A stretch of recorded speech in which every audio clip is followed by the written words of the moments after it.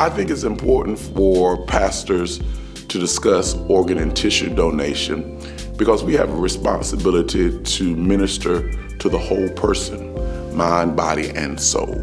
God has given us a gift in our bodies, but it's not just for us. And if we can use these vessels as a way to be a blessing to someone else, as a way to give someone else another chance at life, I think that God is pleased with that. And we should all want to be a part of that kind of legacy of being able to leave our organs and tissues so that other folks might be able to use them. As Jesus says, in everything, to do unto others as you would have them do unto you. Why not give tissues and organs to individuals so that their life can be a living legacy? Rob was a great father. He loved spending time with family and friends, but most importantly, he loved life.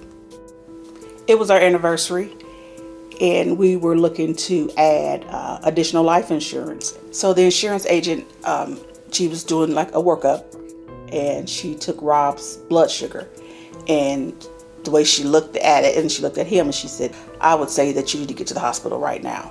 So about a year after Rob's diagnosis, he was placed on the National Transplant waiting list. And from that point on, we just prayed and believed that, a transplant, kidney transplant would come through for him. We just sort of waited out and continued to pray. We believed God that it was coming and it was coming in time. But unfortunately, it did not come in time and Rob passed away. 114,000 people are currently waiting on the National Transplant waiting list, which turns out to be 20 people dying every day if a successful transplant does not come through for them. And unfortunately, on February 25th, 2011, Rob was one of those 20 people. One of the ways that the church can really help people to understand the benefits of organ and tissue donation is to dispel some of the myths that have been taught for generations, that you need to have your organs when you die so that your whole body will be intact. It's not biblical, and it really isn't true. These earthen vessels that we have, when we are buried, these bodies, they decompose, but it is the spirit that will reside in eternity with God, that we will take on a new form. And this form that we have, as awesome and as cute as we think we may be, that it isn't the principal thing.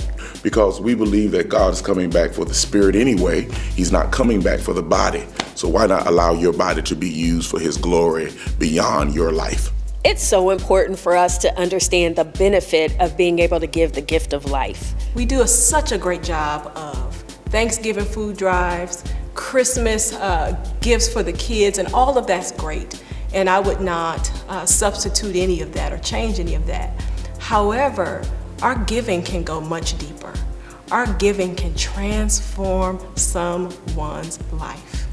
Rob's passing, he has missed out on so much in regards to Maya, to our daughter. The day after he was buried, it would have been their first father-daughter dance. So, she had to have her uncle, fill in for her, but it wasn't the same.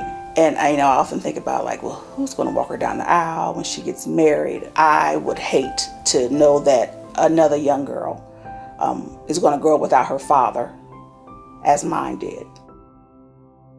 My daughter, 16 years old, it wasn't a question whether or not she would be an organ donor. And so my daughter has, in her own way, challenged me to be a better man, to be a better person, and to live by example. And so yes, after we finish with this, I will sign those papers to be an organ donor. You need to consider, and not just consider, but commit by registering to be an organ and tissue donor. Your act while you're living will help your life be a contributing factor once you're gone to help someone else live a better life.